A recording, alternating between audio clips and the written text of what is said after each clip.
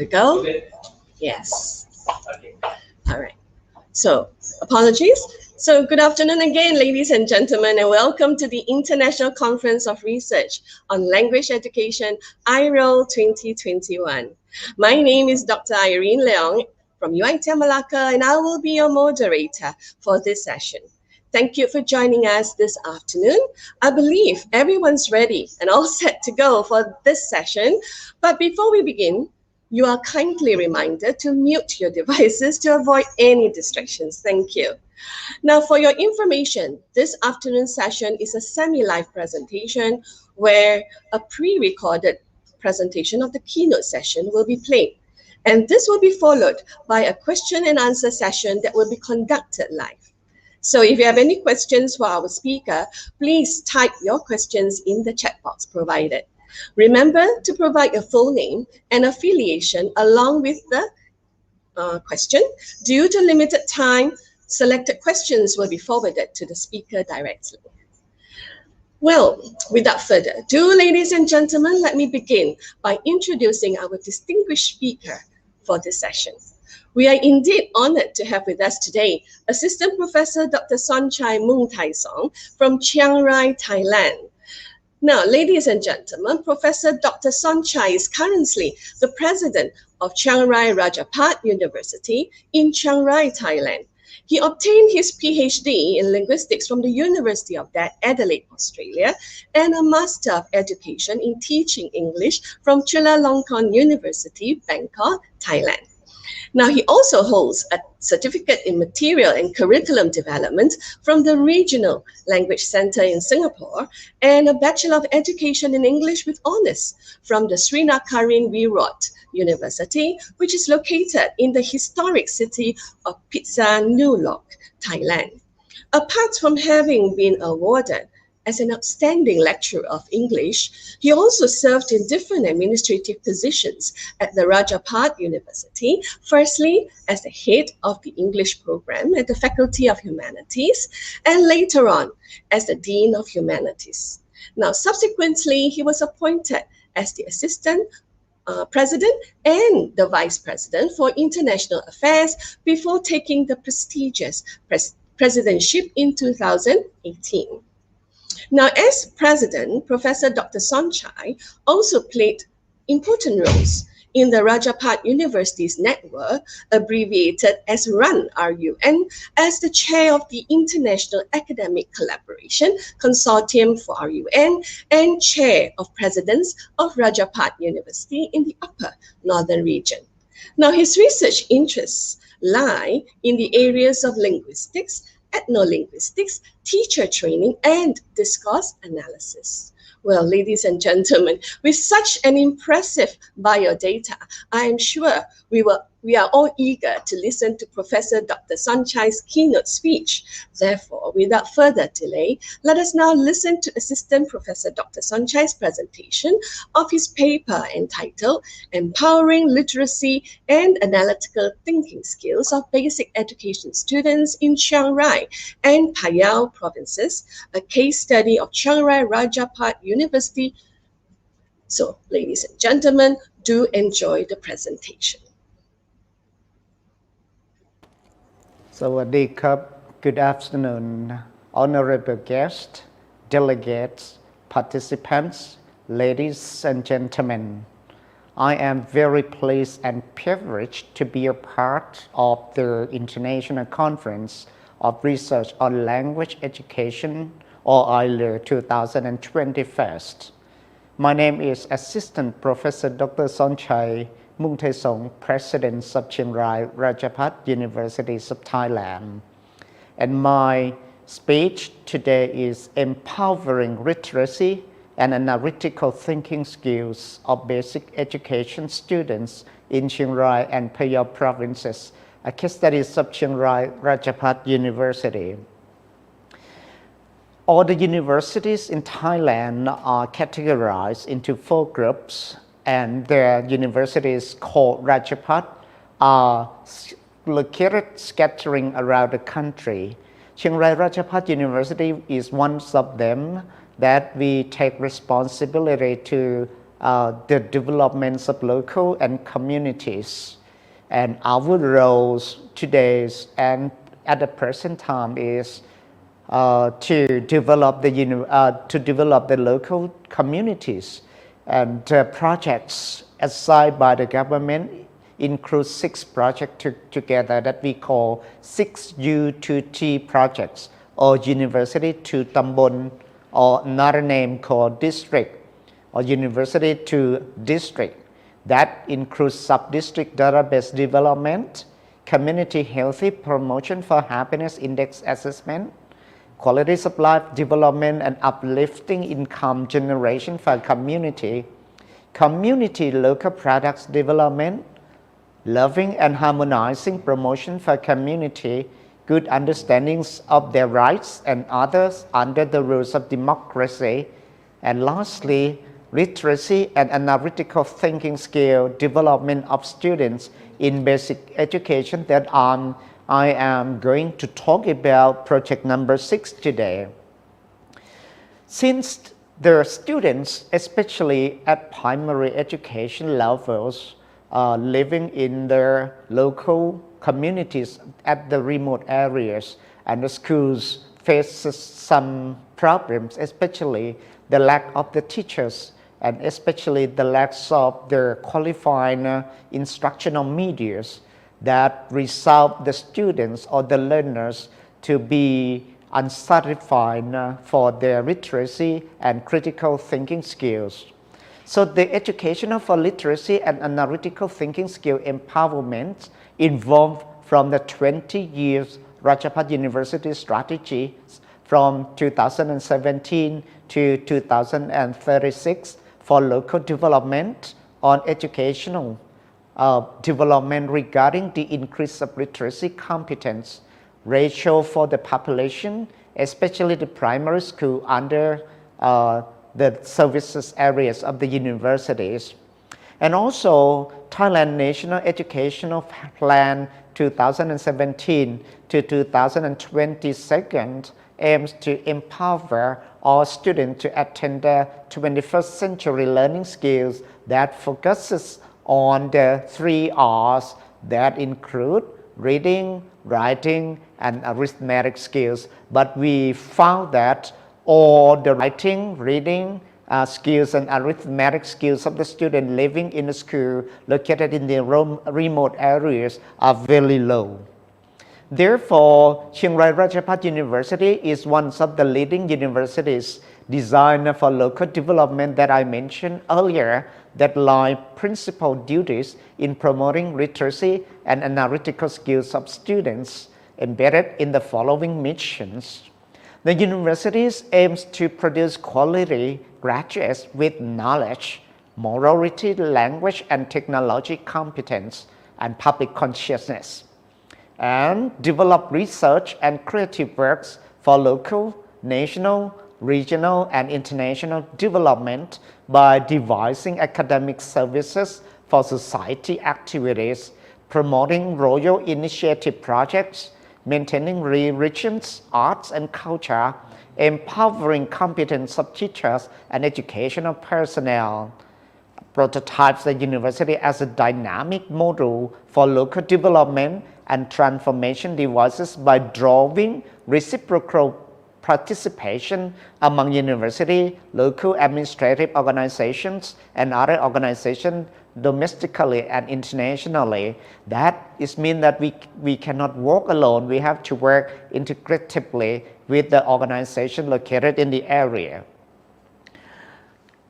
And the national test mean score of literacy skill of the student in school under Chiang Rai and Phayao Primary Educational Services Area Offices during 2016 to 2018 review very low, that were as the following. 2016 found that their literacy skills was 41.83%. 2017, 47.92, and 2018, 49.30. It was clearly seen that the literacy scores of students during these 3 years were in overall at the satisfying level, but they were still below 50%. That is a big problem for the government to lift up their qualities in terms of literacy and arithmetic skills. That the government finally designed the projects and assigned Rajabhat around the country. The Chiang Rai Rajabhat University is one of them in order to work out very hard for this one. The university assigned the faculties of humanities of Chiang Rai Rajabhat University that's played an interest to devise a project to empower the literacy and analytical thinking skill for basic education students in Chiang Rai and Phaya province by supported and sponsored the budget year 2020. The key aims of this project were the following: to examine the literacy and analytical thinking skill situation of basic education students in Chiang Rai and Phaya provinces.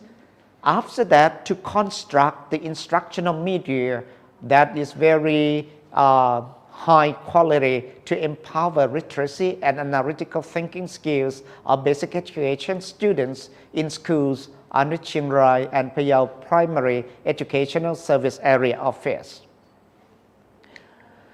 And after doing so, the literacy and analytical thinking skill of the student in the school under Chiang Rai and Phaya Primary Educational Service Area Offices were expected to be empowered no less than 50%. And the instructional media empowering literacy and analytical thinking skills of the basic education student was successfully developed. So the processes of doing this project, the teachers, the students, and their experts of the universities are drawn upon in order to put their heads together and are assigned to work out on the theories and on the developmental plan in order to develop instructional media. The process, the first one, by taking field survey to gain insight knowledge about the literacy situation of students and to hear the problems, needs, and suggestions from educational supervisors, school administrators, and Thai language teachers.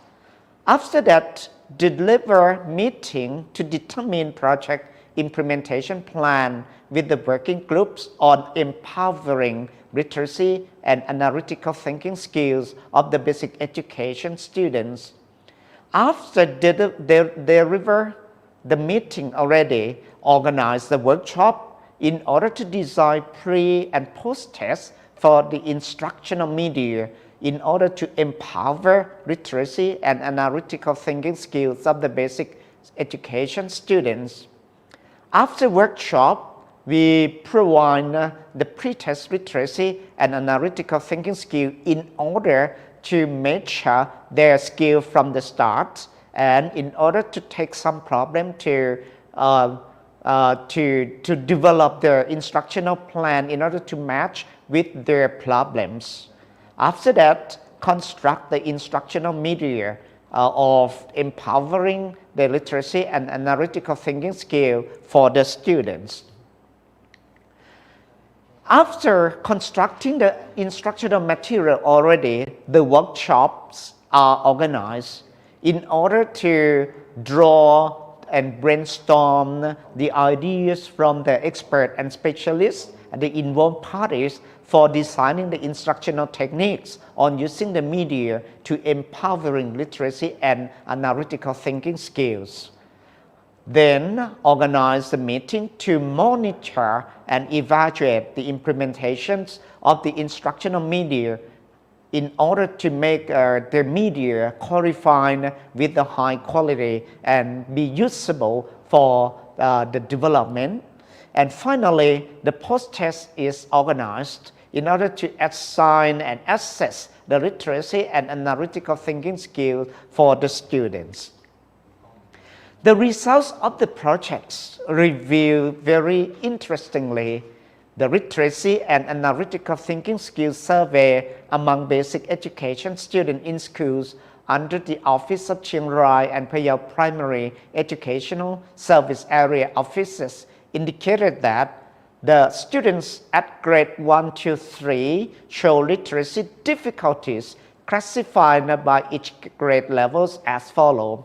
For grade 1 of primary 1, students show various types of their Thai language reading difficulty that they were unable to read consonants, vowels, and words with tonal and no-tonal form. For instance, Thai consonant identification, or we call minimal pairs, such as dodek or d sounds and tau or t sounds, batak or t sound, and dochada or d sounds that we call homograph, and also the popan or per and posampao per, that homographs that they can't identify and classify from one another.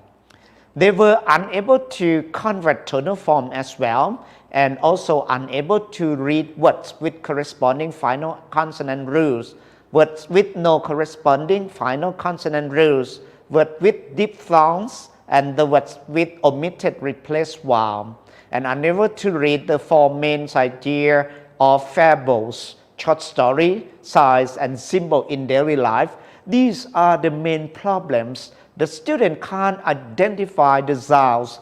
When we change the sound in Thai consonants, the meanings also change. That makes and cause some problem for their listener to hear and interpret the meaning. And also, these also affect the analytical thinking skill, because the instructional medias that created from the fables, Thai fables, that we embedded their morality and culture insights, also the short story, signs, and symbol in daily life, in order to make the student aware of the benefits of using in daily life. So, besides grade 1 students also show writing difficulties that they were unable to write Thai consonants and vowels properly and correctly. They were unable to write basic words in the lessons. They were unable to write rhyme, and they were unable to write omitted replaced vowels, and also they were unable to write sentences, because since they could not read and could not understand the sounds, they could not write either.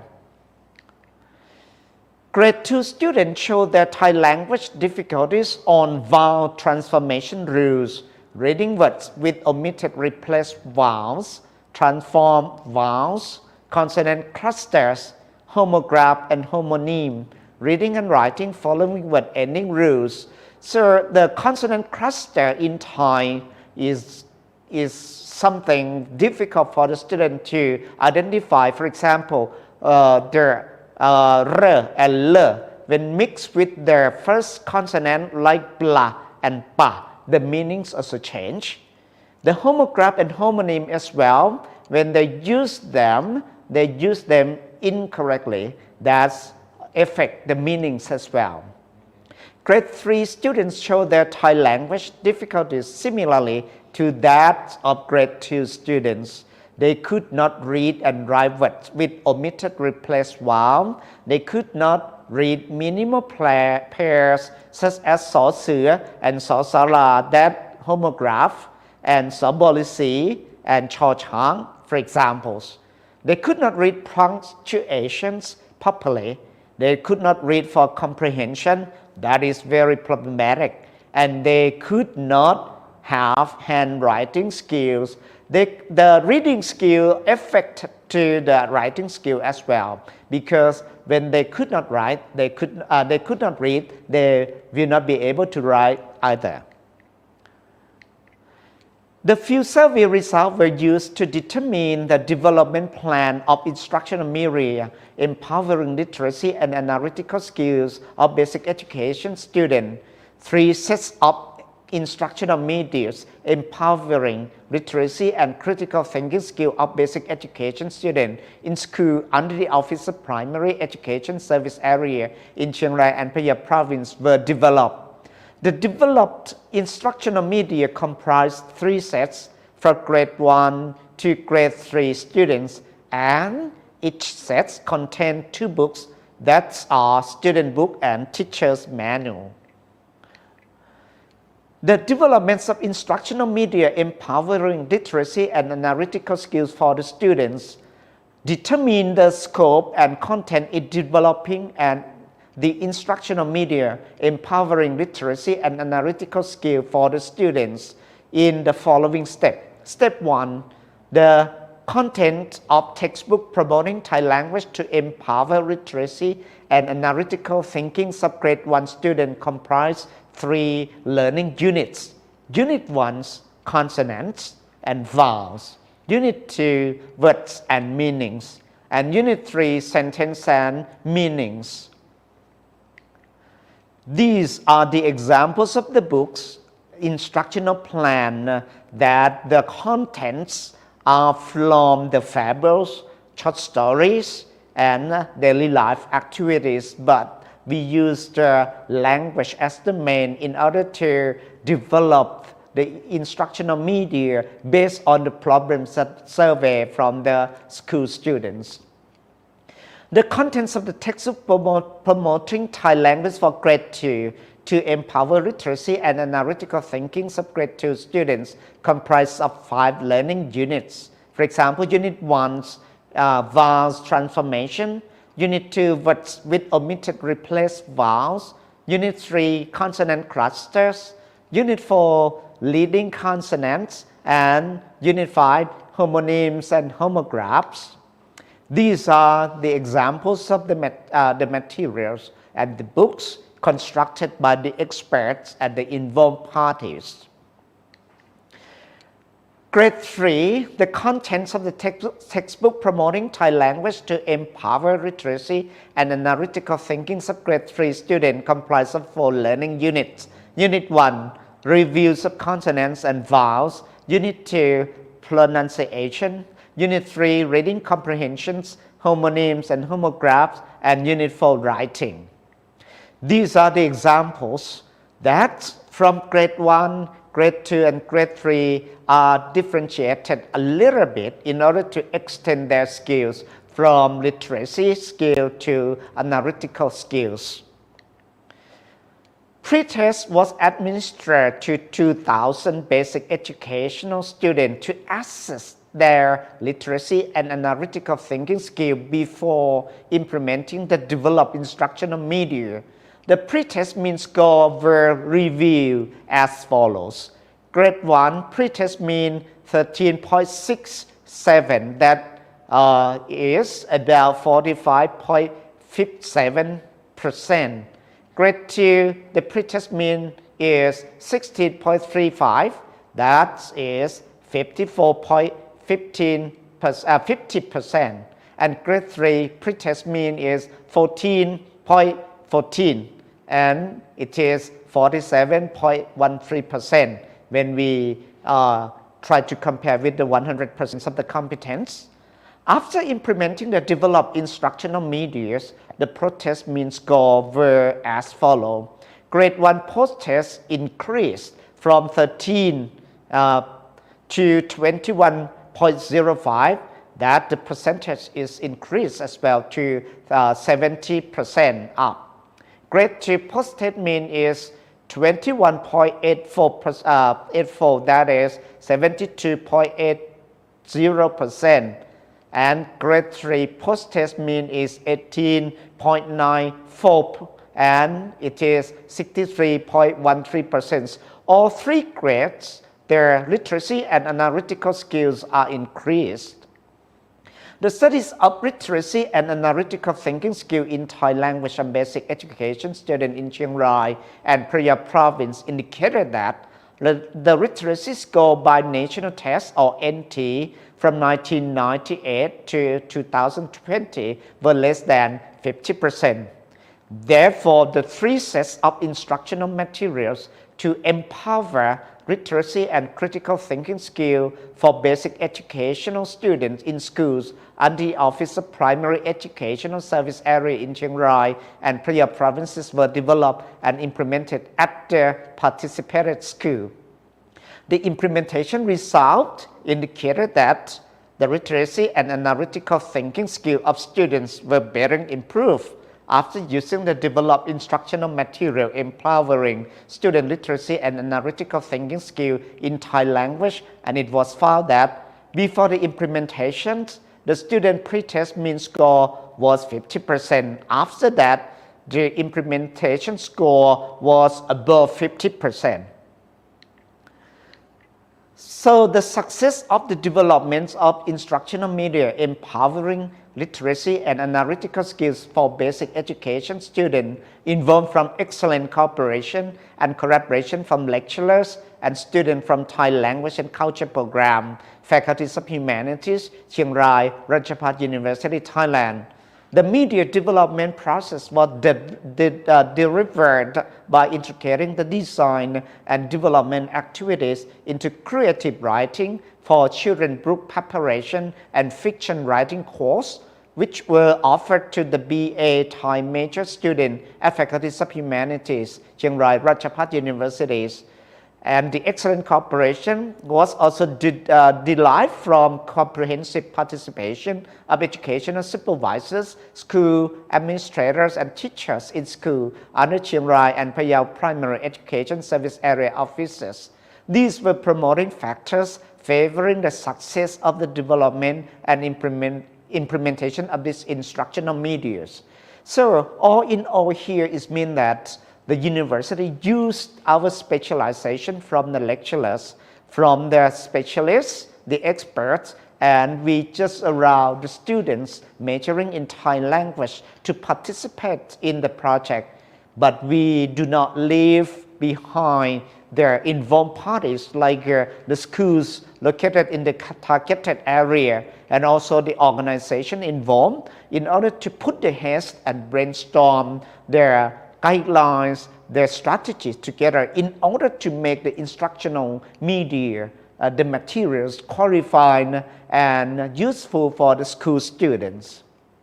So therefore, the works, this is just one of the examples of the work about language, but we also have more than the project in order to lift up the qualities of literacy skills of the students who live in the remote areas and also in the rural schools that lacks the qualified teachers, lack the qualified instructional medias, that we also distributed all the instructional medias to the schools that are the targeted institutions.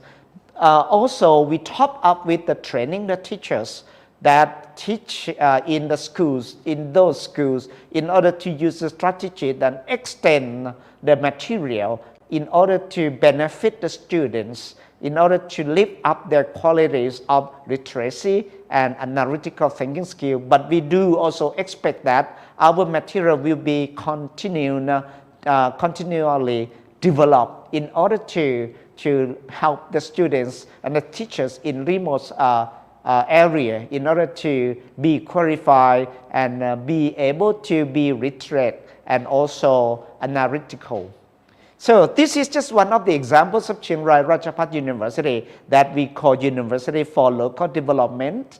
And thank you for your attention, and all recommendation and comment are welcome. And thank you very much for your participation and for your cooperation. Thank you. ขอบคุณครับ สวัสดีครับ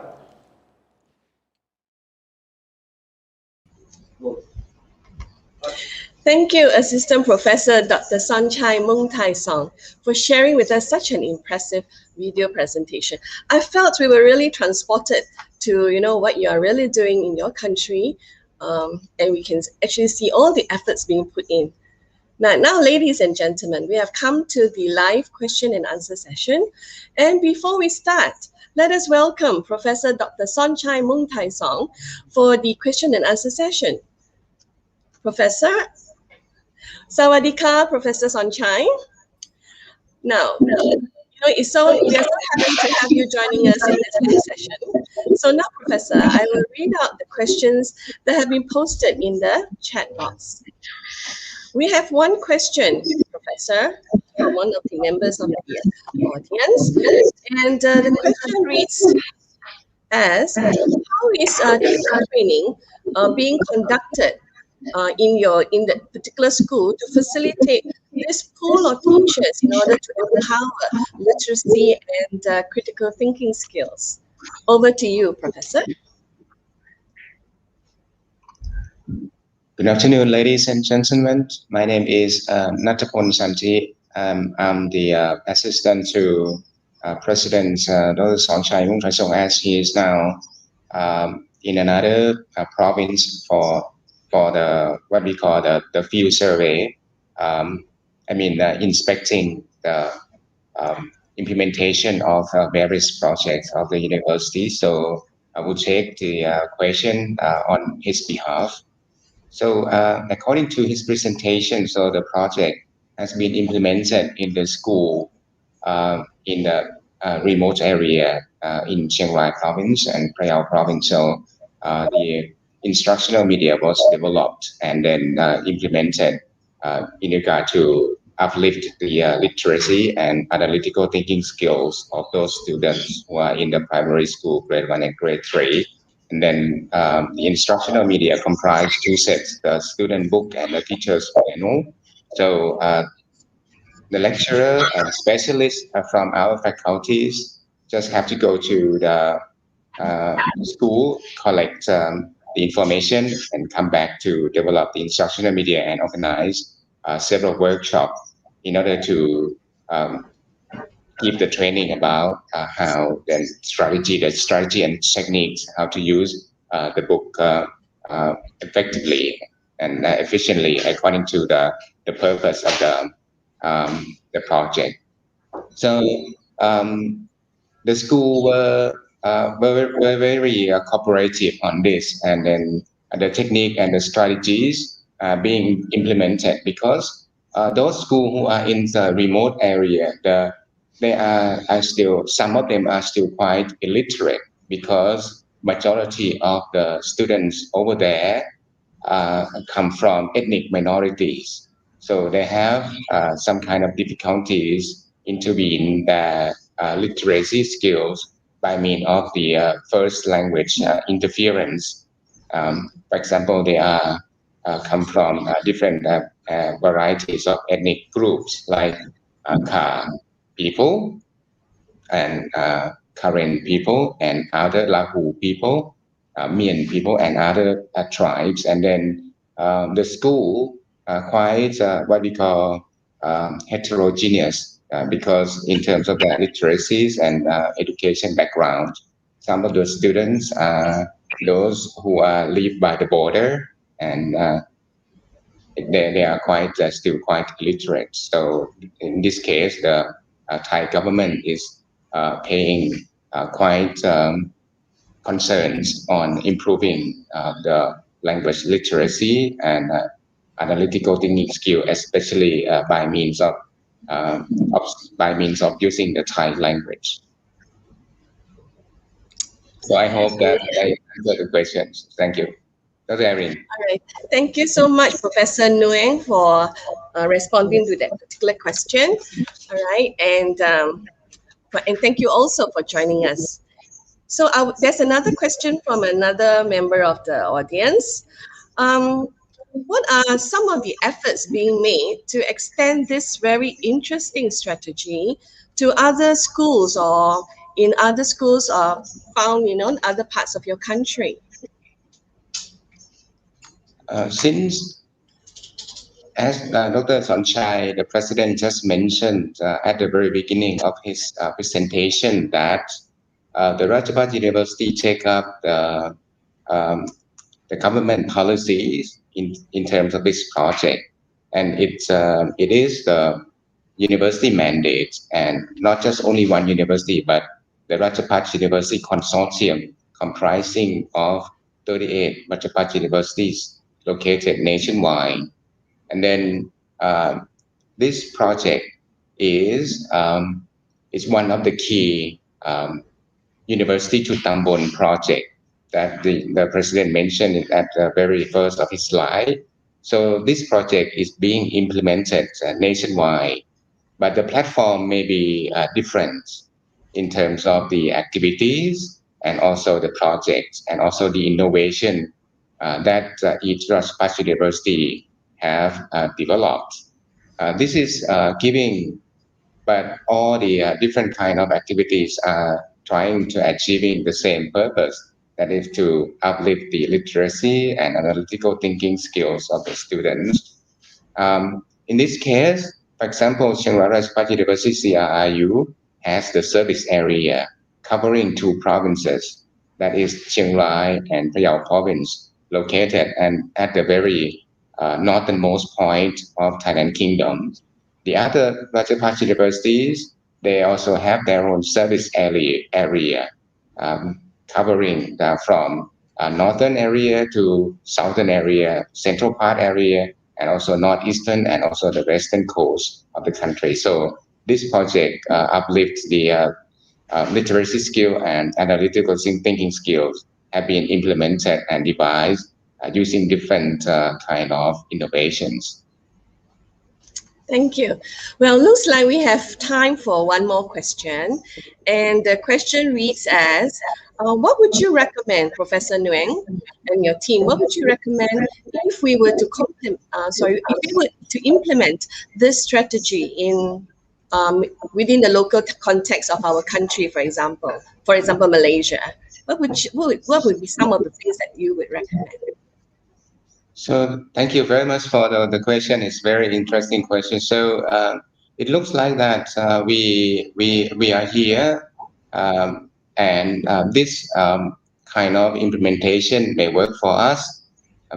And then it looks like the implementation goes steps by steps. But we cannot say that our innovation is the best of the platform, and there may be there may also have some rooms for improvements for the future kind of innovation. But the recommendation may be that the steps is somewhat universal.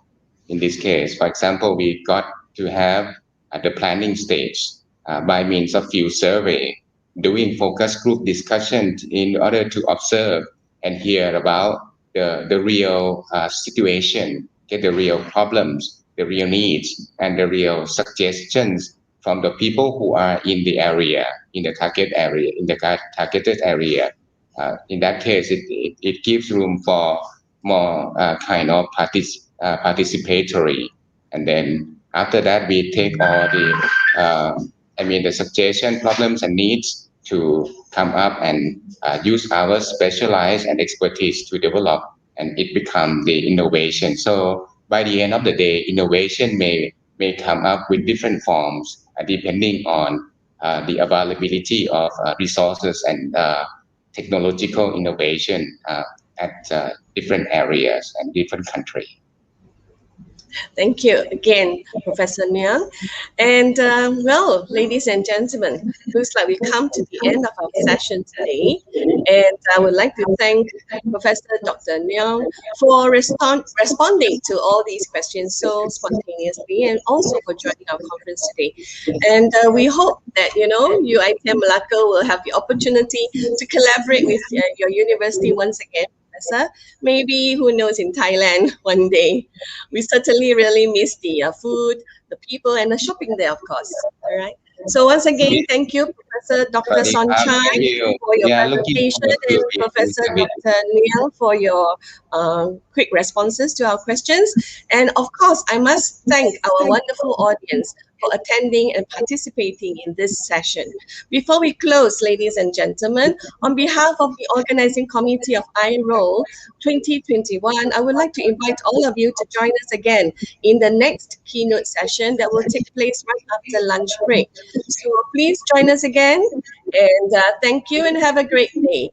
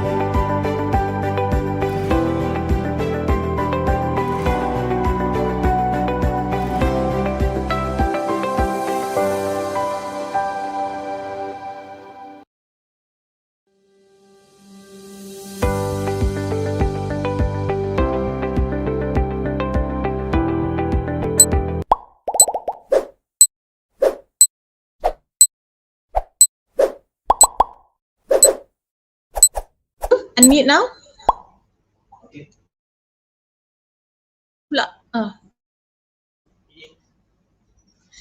Good afternoon, ladies and gentlemen, and welcome back to the afternoon session of the International Conference of Research on Language Education, IRO 2021.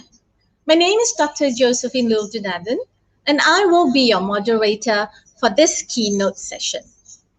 Now, please take note that this keynote session is a live presentation, so kindly mute your mic and switch off your camera throughout the session so that we can give our undivided attention to our distinguished keynote speaker. Also take note that there will be a live Q&A session at the end of the presentation. So if you have any questions for our speaker, you can type your questions in the chat box.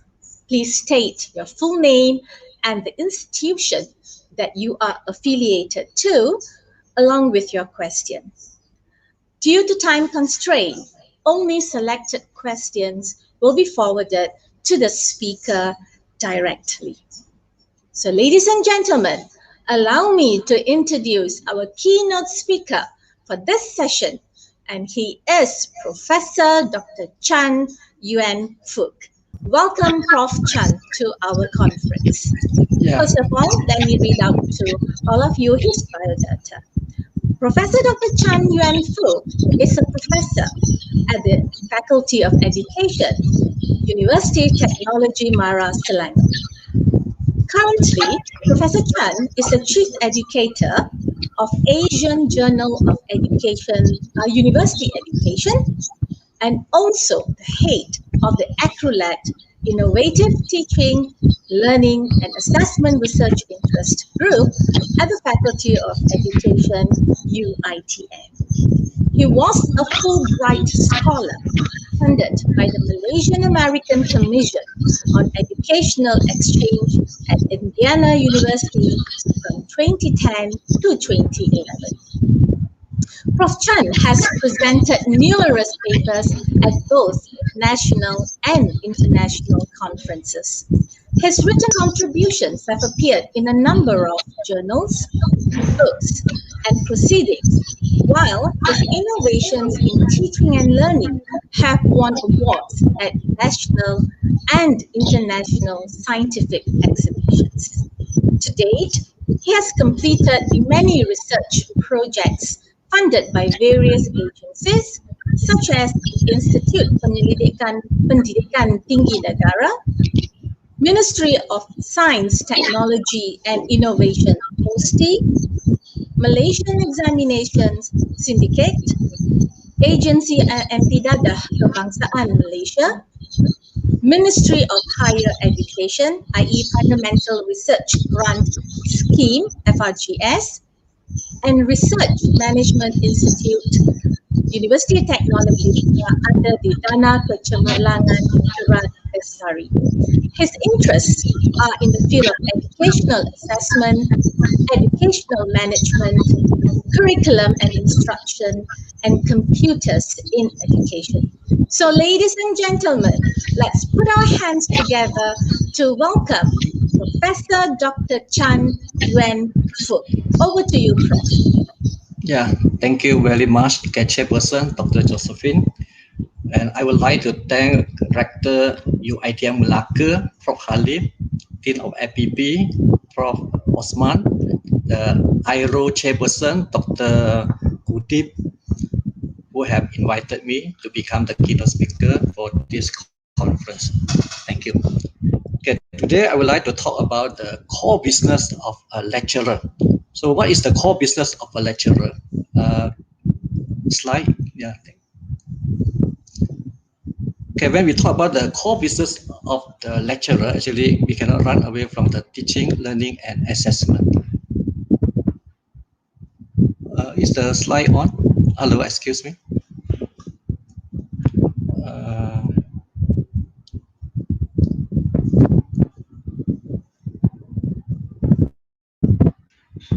Okay, sorry, the slide, is the slide on?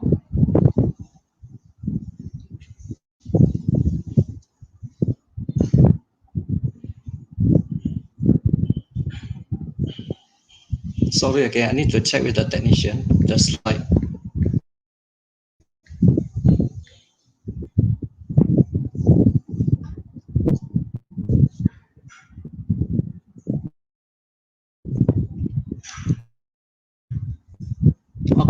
Okay, the slide is coming out. Okay.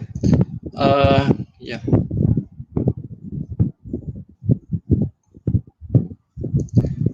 Okay.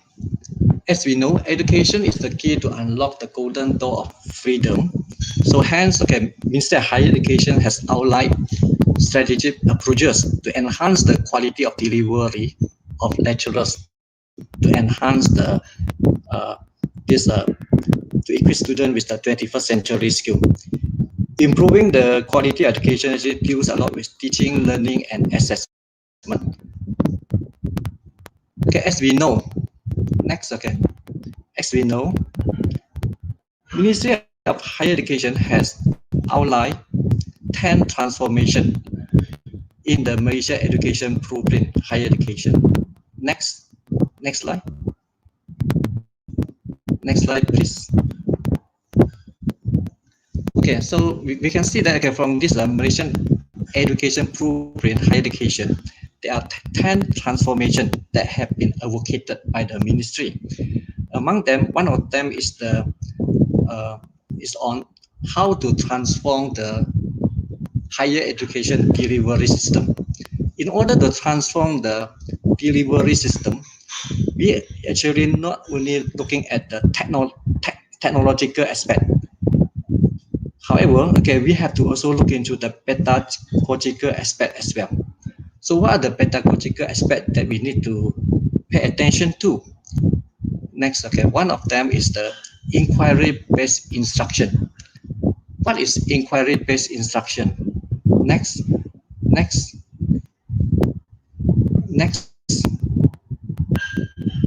Inquiry-based instruction. Next. Hello. Next slide, please. Okay. So what is inquiry-based instruction? So when we are looking into inquiry-based, actually, we have to understand that inquiry-based instruction is a student-centered approach. So when we want to use this method, actually, we have to become facilitator in the classroom. We are no more the sit on the stage. So we have to involve the student in many activities. When we are using this inquiry-based instruction, basically we have to guide the student to become the owner of the process. We want them to ask their own question. Then, okay, they conduct their own research and find the answer. So if we are becoming the facilitator in the classroom, we are using the inquiry. And in order to use the inquiry, we have to understand the meaning of the word of inquire. Next. Inquire. Next. Okay, so when we look into the word of inquire, we see that, okay, we can use this method in whatever courses. We can also use this in whatever assignment that we do. Even though when we are doing our thesis, we actually also can use the inquire method to guide our student to do their study. For example, we guide the student to investigate their surrounding first whenever they want to look into a topic of their research. So first they have to do some reading. They have to read on some relevant articles to understand about the topic.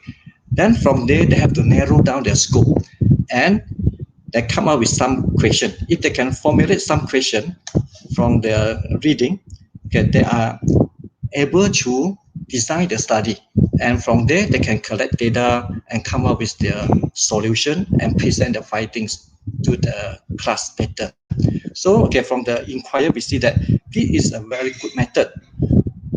Wherever we are doing our thesis, project, or assignment, it is applicable. Okay, so the use of inquiry-based actually definitely is a student-centered approach. Next.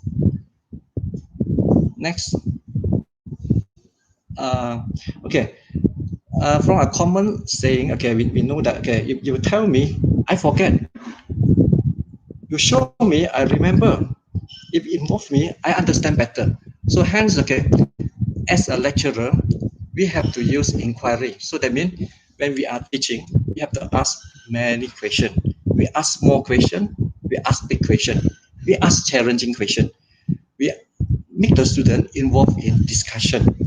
We also make the student active in searching for the answer and solution. So if we are doing like that, actually we are practicing inquiry-based instruction. And hopefully, if we are using this method, students can understand better. And whatever that they learn can retain for a longer period. So okay, when we are using inquiry-based instruction, one of the very important emphasis is we have to ask many questions. We have to guide the student to ask their own question as well. So how to ask question? Let's move to the next slide. Okay, so okay, there are many type of questions actually. We can ask the question at the lower order level. For example, at the remembering level, we can ask some question regarding with the facts to check on their memory, whether they can remember some of the facts or not. We can also ask question at the understanding level, and you can move up to higher level. For example, analysis, synthesis, and evaluation. Then it is even better. So, in order to ask this kind of question, actually we have to practice. Okay. Very often in our classroom, then maybe we are able to ask not only the lower order question, we can also ask the question at a higher order level. And okay, beside that, okay, don't forget, okay, to pause after we ask the question. Most of the time, okay, we are too keen to give the answer to the student after we have asked the question. So that's why the inquiry had not been used efficiently and effectively in the classroom. So when we are asking the question, we have to give time to the student to think of the answer. Or maybe we can also let them to use the handphone to search for the information to give us the answer. So okay, then there we so by using this inquiry based, actually the purpose is to make the student become more committed and also more active in their learning. Okay, next. Okay, so we see that actually teaching by pause technique actually is a very interesting technique, and this had been used, okay, in a conference, in an international conference in Iraq. So they have a conference purposely just to discuss how to use the teaching by pause technique in the classroom. So we can see that this actually is a good technique. I still can recall that when I was in the secondary school long time ago, there was a teacher who was teaching science. He was teaching physics, SPM level, and his class, many students score A, and all the teachers actually were very surprised to see why the student can do very well in the physics, and the physics subject was a very difficult subject. So some teacher went to observe, and we find that actually there's not much different from other normal classes. The only thing that he did actually, he will teach for some time, then he stop and he ask question. After he asked the question, he will let the student think of the answer first before he answer.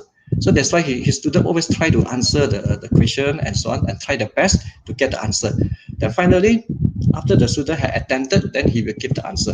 So by using the teaching by pause technique, we can see that the result actually has become so much better. Okay, so in order to do this, to use this method, inquiry-based instruction, actually we have to understand the 4 different stages of inquiry-based instruction. Next.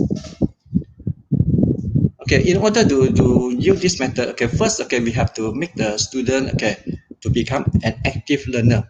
First, okay, they have to go through the stage of the orientation. What is orientation? Orientation actually means, okay, the student have to discuss the problem by themselves in a group.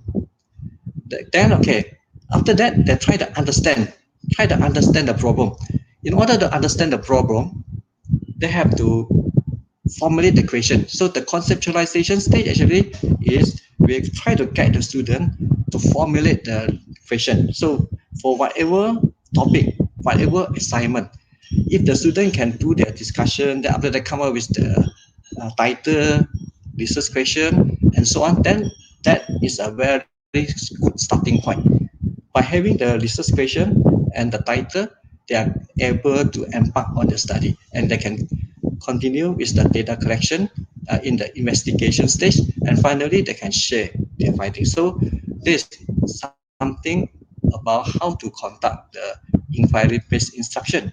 So we need to make the student involved in these 4 different stages of the processes. So next, okay, we look at how do we adopt these 4 stages into our classroom. So first, okay, we have to get the student to discuss, okay, about the problem. So whatever topic, whatever assignment that they are doing, actually, if they can identify the problem, then they can solve the problem. So that is very important. So for example, if a doctor cannot diagnose the disease, and the doctor also cannot treat the patient, it is same to the learning. If the student cannot identify the learning problem, what are the issue, what are the problem that they are going to address in the assignment?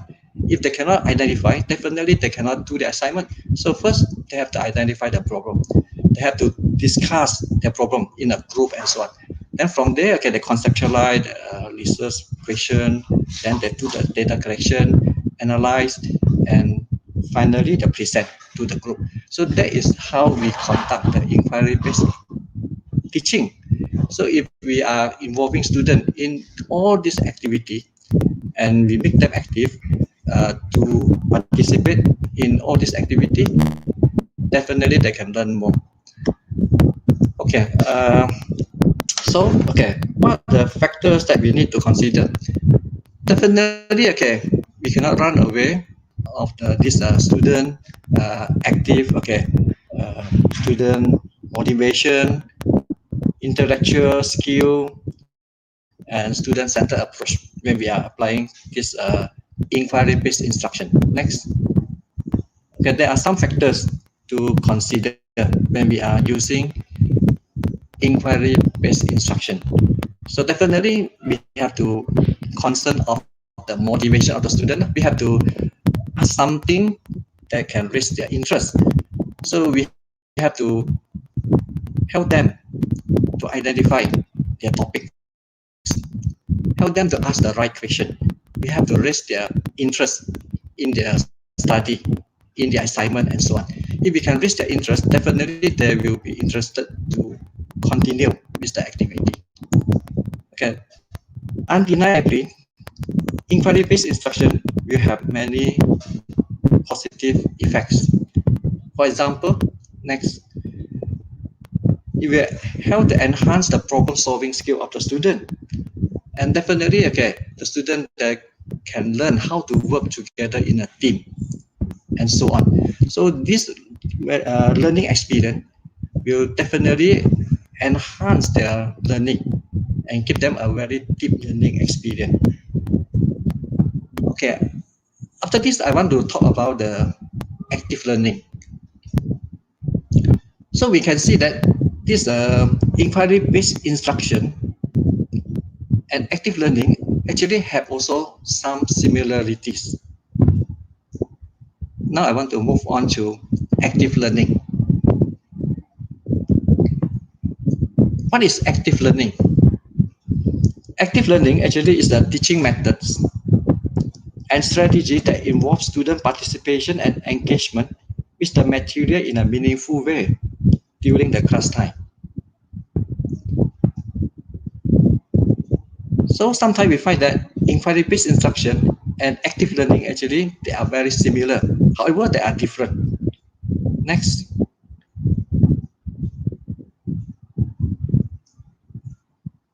Okay. So okay, let's just now when we say inquiry-based instruction, actually that one we want the teacher to become facilitator. Inquiry-based instruction actually we are highlighting on the role of the teacher or lecturer as a facilitator, and we want the student to become active learner and involved in all the activities.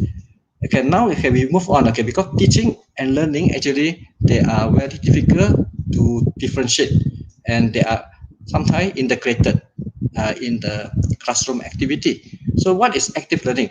When we look into active learning, actually we are highlighting on the role of the student. And okay, if we want the student to become an active learner, we have to give them the activity, not only listening. If we are just giving lecture, definitely okay, the student will become passive learner. So definitely we cannot see the active learning happening in the classroom. So in order to make the active learning happen, we have to give them some small activity in the classroom, some exercises, some Q&A session, or maybe we can give them 1 minute report. So after we have taught for a small topic, then we ask the student to write down their conclusion, or write down some of their opinions in 1 minute. So then, okay, we can make them active. Okay, next, okay, we will look into the taxonomy. Okay, if we just involve the student in the activity of remembering or understanding, like by listening, they will become passive learner. So in order to make the student active, we have to give them some activities such as simulation activity, role play, discussion, presentation, or maybe doing case study and so on.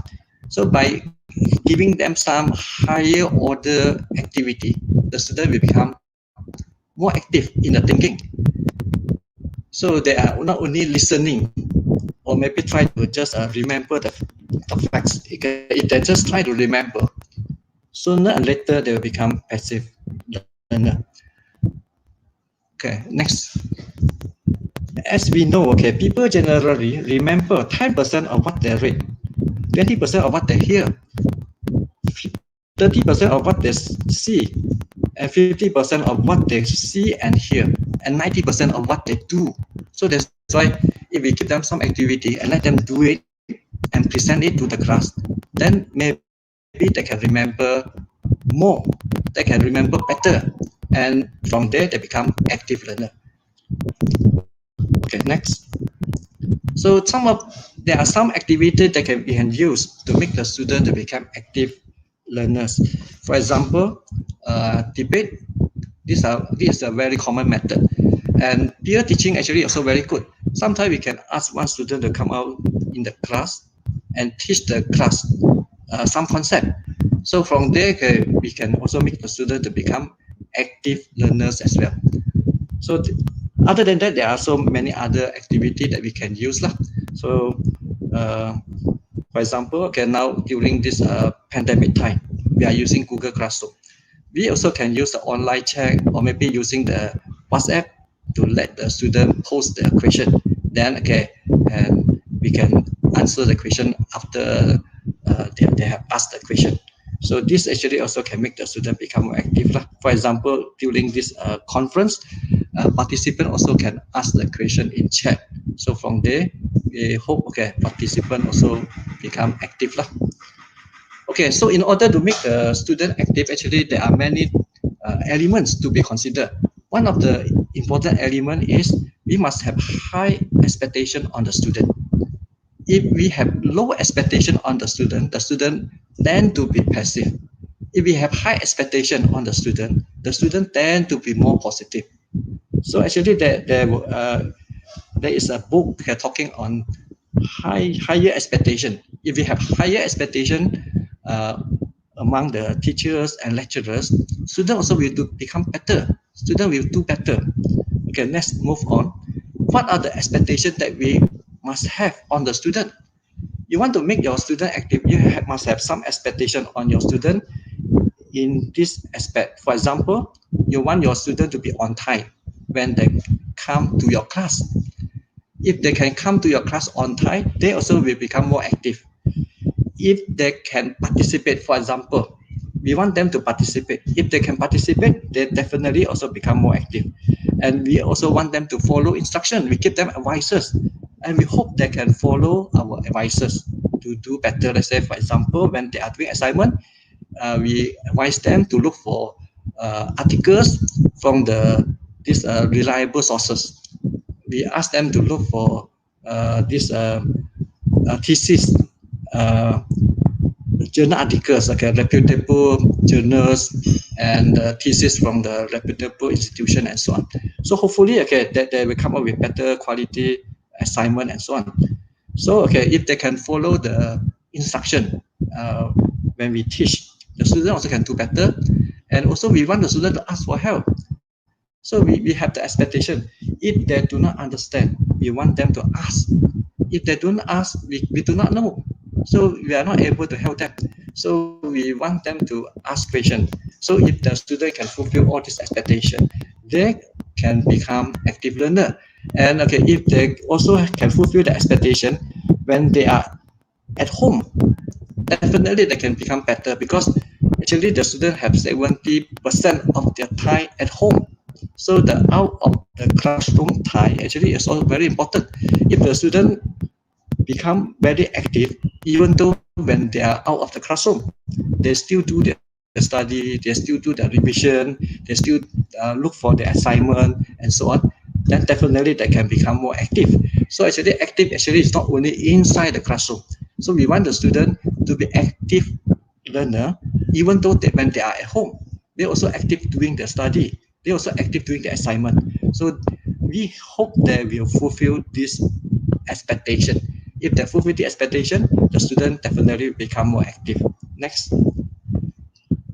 Okay, so just now I mentioned that there is a book on expectation. If we have higher expectation on our student also will achieve higher learning outcomes. So definitely this will happen. So we have to believe that. Actually, there are many studies that have been done on that. If we have a higher expectation on a student, the student also definitely will do better. So if you have higher expectation on your student also maybe will do excellently in this upcoming semester. So maybe we can try to change our perception from not so positive to very positive. Then we can see very surprising result. Okay, next. Okay, when we look into literature, actually there are many different scholars talking about active learning, and there are many different definitions on active learning. From the literature review that I have done, I found that actually active learning has these three components. So we can group it into these three components: learning obligation, learning effort, learning collaboration. So in order to become active, first the student must know about their roles and responsibility. If they know about their obligation as a student, then they will become active. For example, if we know about the role, our role as a lecturer, we also will become a more active lecturer. So I think that is the same to the student. And okay, if we put in more effort, definitely also we become more interested. We also will become more committed and also more excellent in our study. So definitely we need to have more effort. We have to see how much time you spend in your study. If you spend more time, you also become more active. If you spend less time, you become less active. So actually, this had a very close relationship. Then other than that, okay, if we can work with other people in our study, then we also become more active. So collaborative learning will enhance the learning, the active learning, definitely. Okay, so we look into the impact. Okay, undeniably, active learning will enhance problem-solving skill, will enhance this motivation of the student, and also will promote innovation among the student. Yeah, next. Okay, after we have looked into the inquiry-based instruction, active learning, now we move on to another student-centered approach in the classroom. So there is none of the formative assessment. So when we look into these three, actually they are closely interrelated. Inquiry-based instruction active learning and formative assessment, they have many similarities, even though they are different. Let's move on to the formative assessment. What is formative assessment? Actually, formative assessment is the assessment that we do during the teaching and learning. And summative, normally we use it for the assessment when we conduct at the end of the lesson. Next. In order to qualify as formative assessment, actually we cannot forget about the use of the feedback. We have to provide students with the feedback. If we are not giving feedback, maybe it will be very much like summative. Like for example, after the exam, we mark the exam paper, then we give the grade. We give the marks to the paper, and we never return the paper back to the student, because that is a final exam, and that document is a confidential document. So okay, the purpose of summative normally is to do for the reporting purpose. Is for us to grade the student in their learning. However, okay, it is not so useful to enhance the student learning. In order to enhance the learning, actually we have to provide feedback. We have to give them the written feedback or the verbal feedback, so that they can use it to further improve their assignment or their whatever that they are doing. Okay, next. Okay, we see that actually formative assessment is not only having benefit to the student, it provides feedback, it enhances the student to go for deep learning, and also improve the student achievement. But we also cannot forget that actually formative assessment is also very useful for the teacher, because when we are using the formative assessment, we can get the information to enhance our instruction, to inform our teaching, so that we know what concept that our students still do not understand, and which part that we have not given enough explanation to the student. So this formative assessment, actually it has the benefit to both parties. It has the benefits to the student and lecturers as well. Next. Okay, so when we look into the literature, we find that actually formative assessment actually has 4 dimensions. So what are the 4 dimensions that we normally use to measure formative assessment? Okay, let's move on to the slide of the dimension of formative assessment. So from here we can see that formative assessment actually consists of 4 dimensions. There are assignment practices. So when we are doing formative assessment, normally we are using assignment. So we have to see what kind of assignment that we give. Because in formative assessment, we are having many small assignments.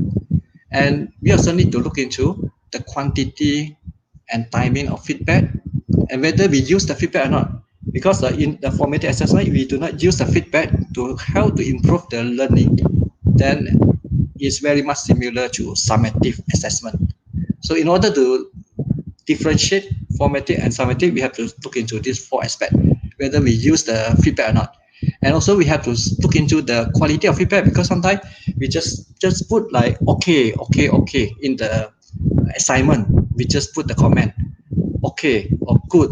So is it a good feedback to the student? Maybe okay, it's still not enough to tell the student, because it's too simplistic to tell the student their problem. So okay, in order to ensure the formative assessment has been implemented effectively and efficiently, we have to look into these 4 aspects. Okay, next. Yeah, next. Okay, so okay, after we have looked into these 3 student-centered approaches in teaching, learning, assessment, now I would like to share with you a case study that I have conducted at the Faculty Education UiTM. So So as we know, actually there are many problems of our there have been many issues and problems that have been identified on our young graduates today in higher education. Next. In many studies, actually, many scholars have identified that our graduates are having problem in many aspects. For example, weak communication skill, lack of soft skill, low technical skill, lack of management skill, lack of problem solving skill, low self-efficacy, and also there have been found weaknesses of today young graduates to put into practice what they have learned in the university. So in order to see are we really having some problem in the teaching, learning, and assessment? That's why I have conducted a case study in year 2016. This study actually has been conducted in year 2016. Let's move on. This study actually, I just use a very simple descriptive research method to conduct the study, and this study have been conducted at Faculty of Education in a public university in Selangor, and this study has involved 475 respondents. Yeah, next from the Faculty of Education. So what are the findings that I can share with you all? First we look at the finding on inquiry-based instruction. So next. So from this slide we can see that inquiry-based instruction actually have been implemented satisfactorily at the faculty. However, there are still some weaknesses that we can identify from here because we find that actually the respondent actually still cannot agree that they have been working much with the expert, and there was also not much of guided discovery. So there is something that we still lack of. Then we also find the problem like the lecturer seldom use any rubric in marking the student assignment and so on. However, we find that students agree that they have been asked very often in the classroom. So overall, inquiry-based instruction actually have been implemented at the satisfactory level. Actually, can be said satisfactory level. Next move on to the active learning to see how is it about. When we want to look into active learning, just now we say actually from the literature, actually there are three components that will contribute to active learning. If the student have learning obligation, learning effort, and learning collaboration, then they will become more active in their learning. So that's why we have to look into this aspect one by one. So for example, when we look into learning obligation, so they do not agree that they predict examination question, and they also but however they agree that they only study whatever that will be tested.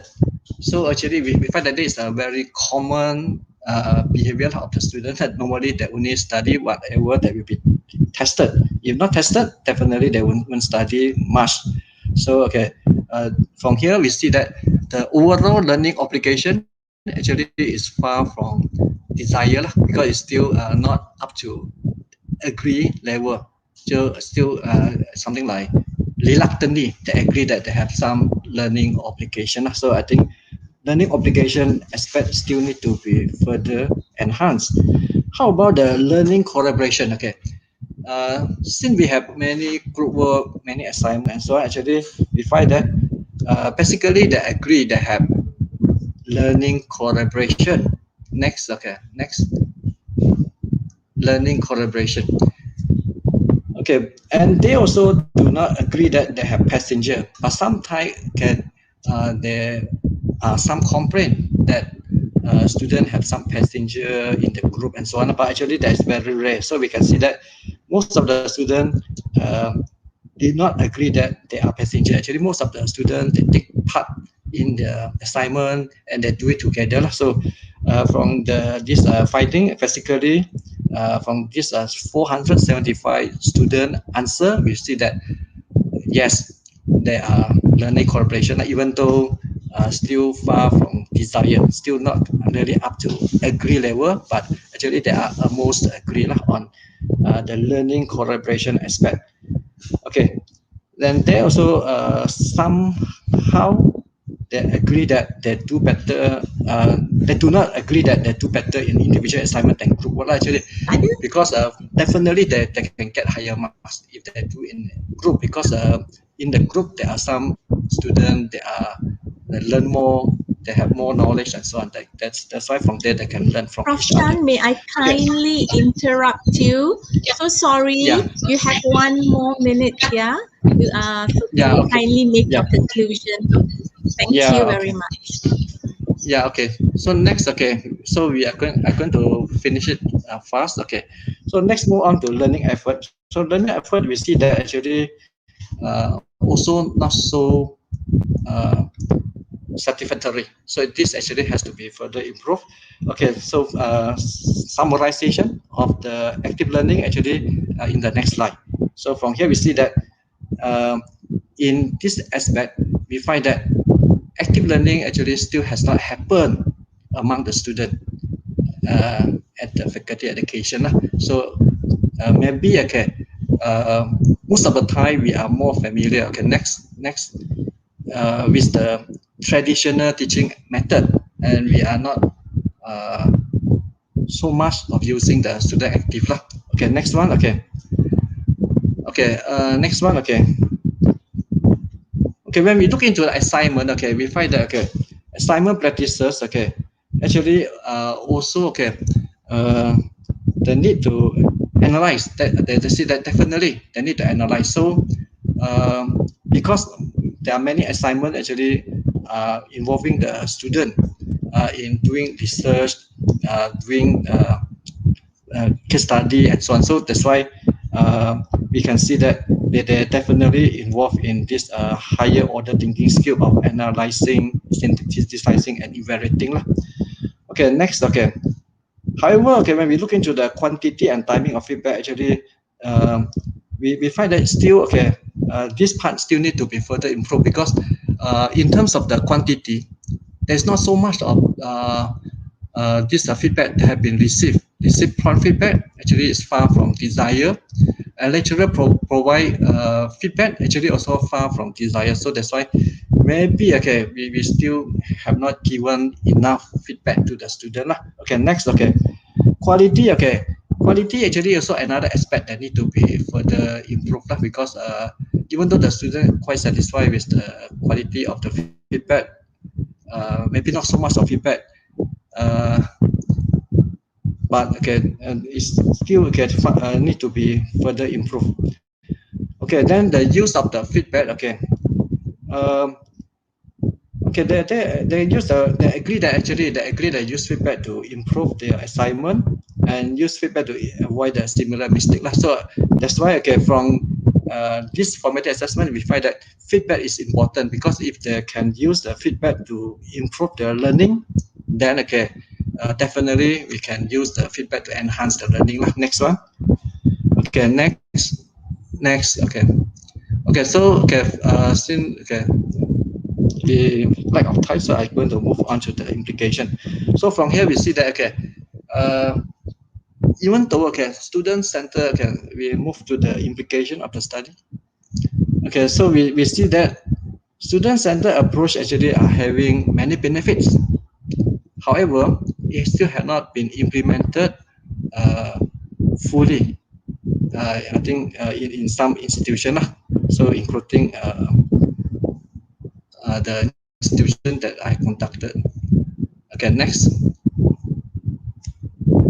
So okay, we need to like having like more workshop, more exposure, more awareness. Okay, workshop on this student-centered approach teaching, learning, and assessment lah. So that we can make the student active by not only using technological related equipment, but also we have to improvise pedagogically. Okay, next. Okay, so these are some of the recommendations for the different parties. For example, we have to look into student development and incorporate with the adaptive curriculum. We have to be more concerned of student-centered approach. We have to provide a standard guideline for maybe teaching, learning, and assessment, so that most of the lecturer will try to use the student-centered approach. And we have to identify the specific aspect of how to use and enhance this learning and teaching in the higher learning institute. And faculty member also should be aware of the conception of this inquiry-based instruction, active learning, and formative assessment. Next, So, so there are some conclusion here, but I would like to end my presentation by using the last slide. So an excellent lecturer. Next, next.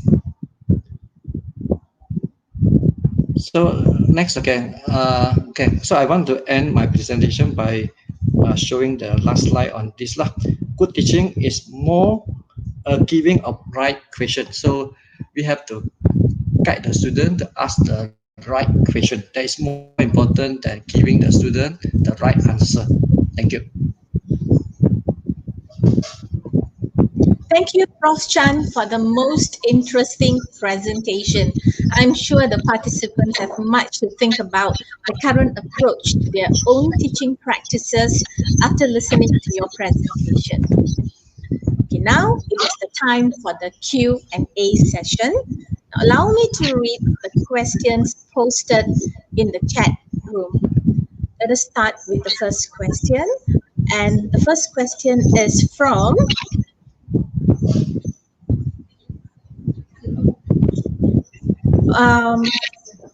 hold on, Prof. Okay, maybe the first question is probably is from me. Prof. Chan, the teacher's concern is always about finishing syllabus and preparing students for standardized tests. However, inquiry-based instruction may disrupt their weekly planning because probably students may take time, to carry on to do their research. So, how do we actually handle this as teachers? Yeah. Okay. I think maybe there are two different scenarios. One is in the school.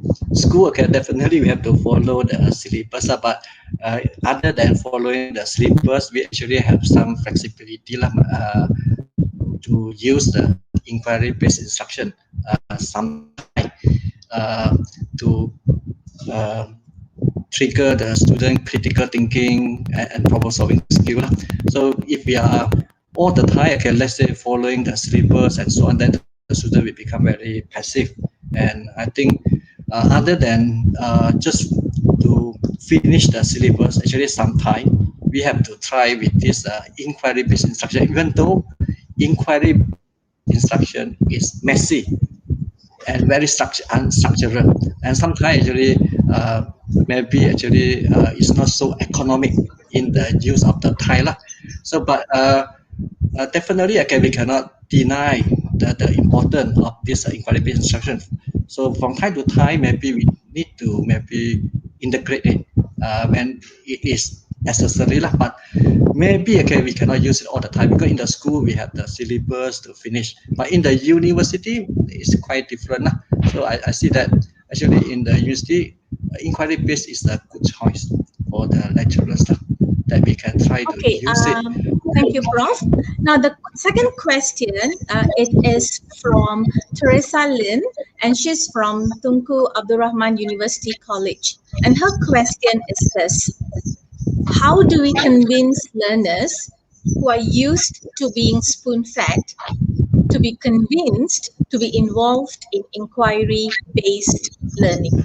Over to you, Prof. Yeah. Okay. So if we give the answer to the student, they will become passive learner definitely lah, because they just try to listen and try to remember. So after that they will forget. So 90% of what we tell them, they will all forget after that. So in order to enhance the retention of the memory of whatever that they have learned, definitely we want them to do it by themselves. So okay, after they have, let's say, try to do it in a few activities and so on, then they find that they can understand better. I think sooner or later they will be interested with this inquiry-based instruction. Because in inquiry, actually, sometimes we can give them some very interesting activity and so on to make them involved in the activity. And after that, then they can understand, okay, how to solve the problem in a better way and so on. So it's better than we give them the answer, because if we give them the answer, so after that they will forget, because that is not from their own effort to find the answer. Yeah.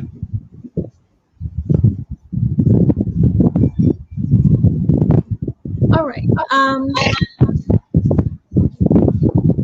Okay. One final question for the day, and which is, I don't know who the name of the person is, nor where this person is, which institution she comes from. Nevertheless, this is the question. On your opinion, will giving bonus marks or grading based on class engagement be a good stimulus on students to become active learner? Over to you. I agree with that, but cannot, the allocation of marks cannot be too big lah. So actually, if we can have, let's say, 10% or 5% bonus marks for student engagement, I think definitely we can make the student to become more active. Because if we, let's say, do not have presentation from the student in the class, and the student just need to do 2 assignments, for example, in a course lah, and most of the students, they won't participate in any forum, they won't participate in any discussion and so on. They just try to do their 2 assignments. So from there, they will become very passive. So if we give them, let's say, 10% marks as the bonus for participation in discussion or engagement, we can see a very big difference, even though the marks is very small. So the marks for this actually portion cannot be big, but it is significant. And I think definitely it is worth it to do lah, because if we practice positive reinforcement, I think we can see very positive result by giving them. Thank you very much, Professor Chan, for answering all the questions. So, ladies and gentlemen, we have come to the end of this keynote session.